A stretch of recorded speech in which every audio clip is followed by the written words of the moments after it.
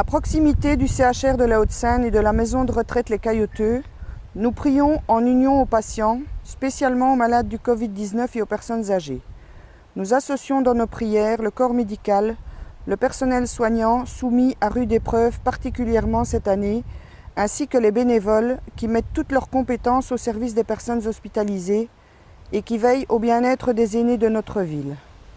Notre-Dame et Saint-Vincent, soyez nos messagers auprès de Dieu pour qu'il réconforte nos malades et allège leurs épreuves, qu'il nous donne le courage d'une visite régulière et d'une présence réconfortante. Sancte vincenti,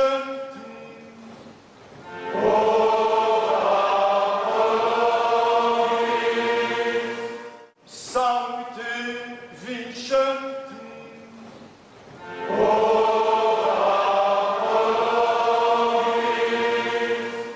Sancte vincenti.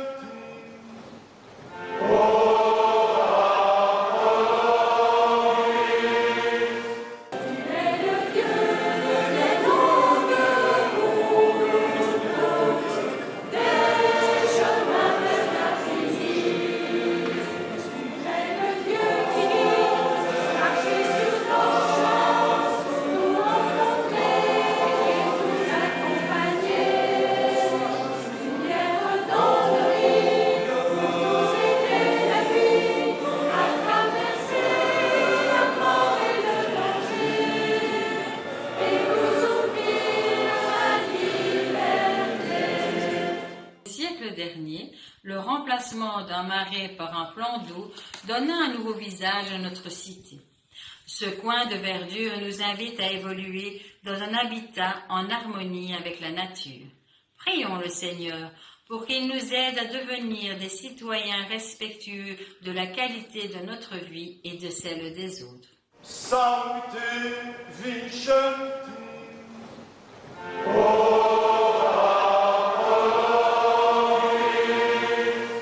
Sancte vincenti,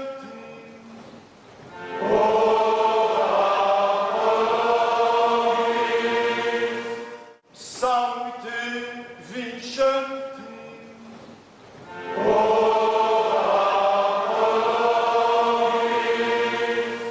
Notre Père qui es aux cieux, que ton nom soit sanctifié, que ton règne vienne, que ta volonté soit faite sur la terre comme au ciel. Donne-nous aujourd'hui notre pain de ce jour.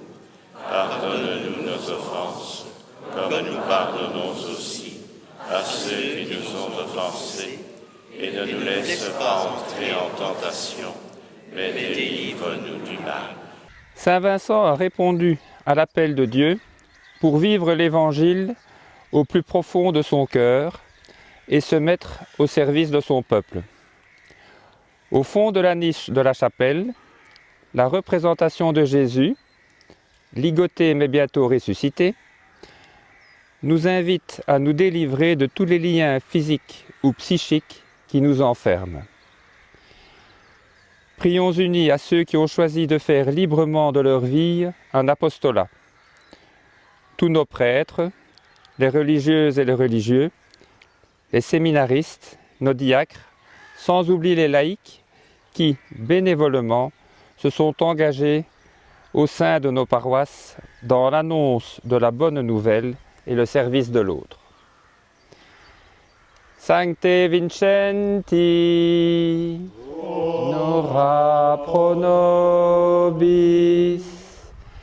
Sancte Vincenti, ora pro nobis. Sancte Vincenti, ora pro nobis.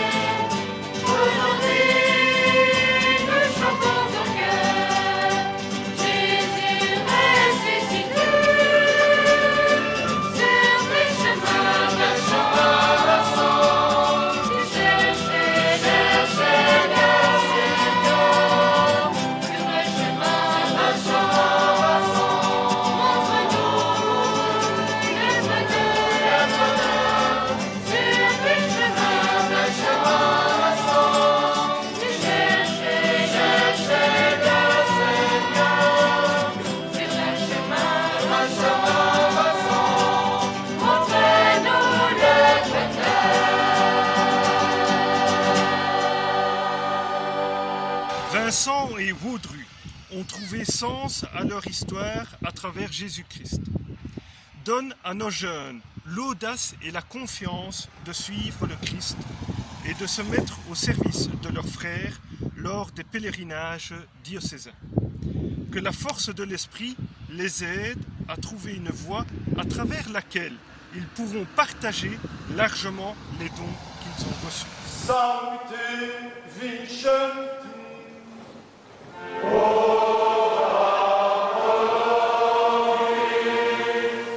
Sancte vincent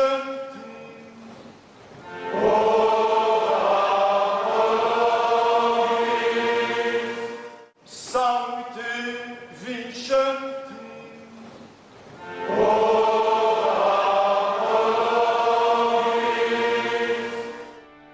Un événement des plus épiscopales s'est déroulé au cœur même de la collégiale Saint-Vincent de Soigny.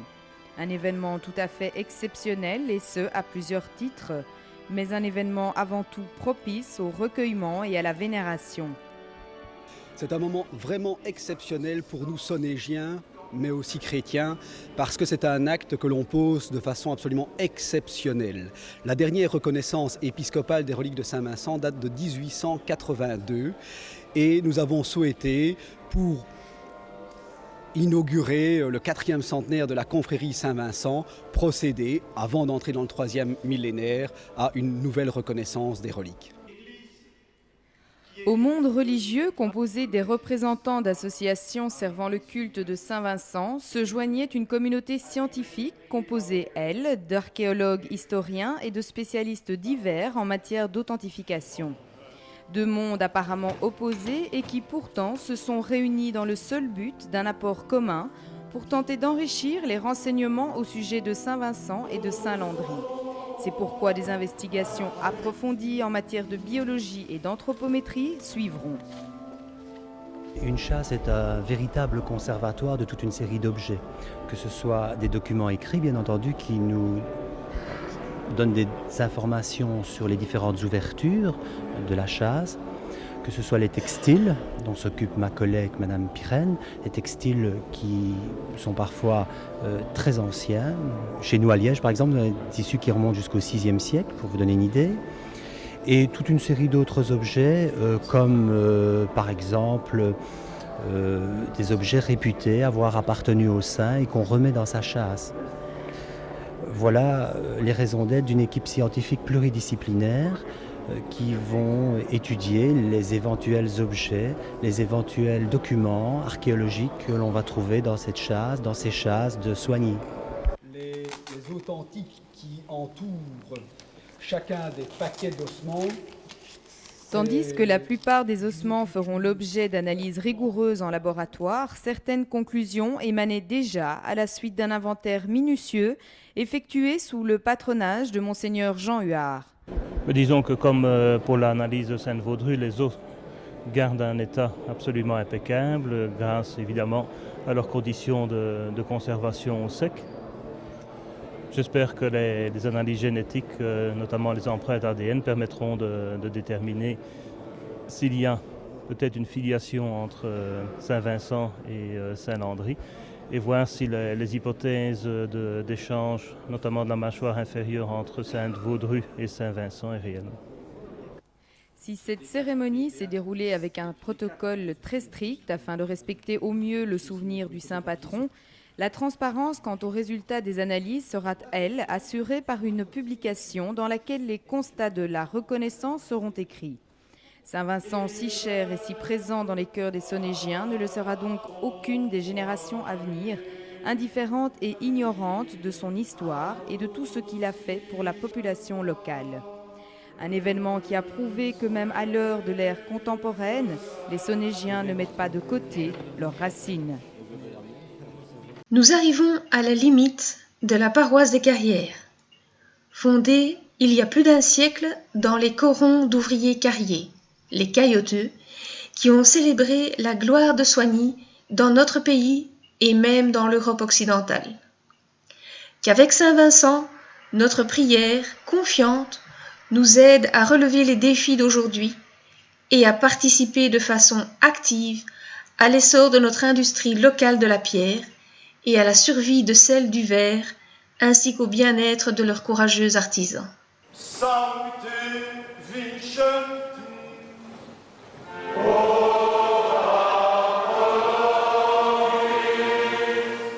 Sancte vincent.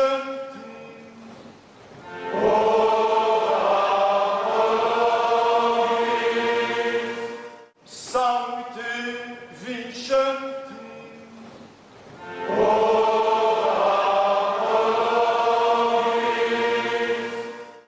L'aspect d'abord religieux de la chose, puisque le tour c'est religieux. Puis la fameuse procession c'est plutôt historique, quoi. Oui, très important. Saint-Vincent, il faut y croire parce que c'est nos ancêtres. Il faut disons, continuer à faire ce tour pour les jeunes de nos jours. Et je crois que pour beaucoup de Sonégiens, beaucoup qui parfois même n'habitent plus Soignies, c'est une occasion de se replonger dans des racines et dans ce qui les a fait grandir et ce qui a forgé leur être, leur personnalité. La ville de Soignies, la dimension croyante aussi. Je crois que c'est un mix des deux, mais c'est ça qui est bien. Le folklore au sens noble du terme, c'est aussi ce qui fait vivre les gens. C'est ce qui noue des racines, c'est ce qui noue des relations, des choses vécues ensemble. Et je crois que l'un et l'autre ne s'opposent pas, au contraire, ils se complètent et s'enrichissent mutuellement. Saint-Vincent, au cours de sa vie, a rencontré tant des gens en bonne santé que des gens malades et a lui-même vécu la maladie et le handicap à la fin de ses jours.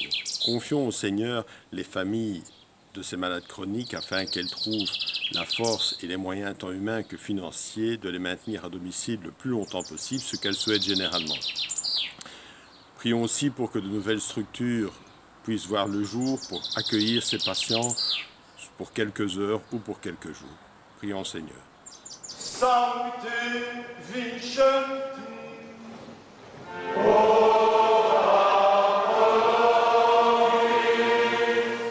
Sancte vincent.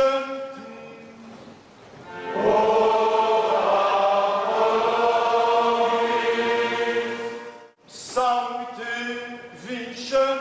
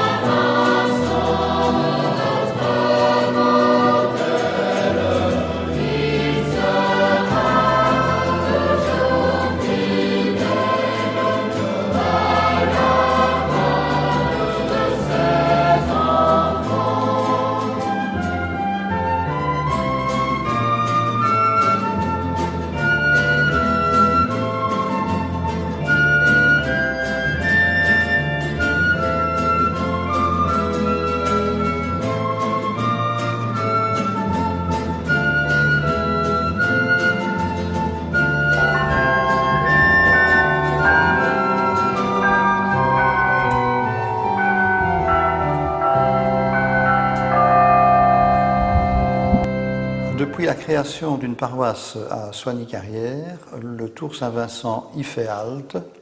Cette halte s'ouvre également à une célébration eucharistique dont les chants sont assurés par la chorale des jeunes, naissante à l'époque mais toujours bien vivante de nos jours.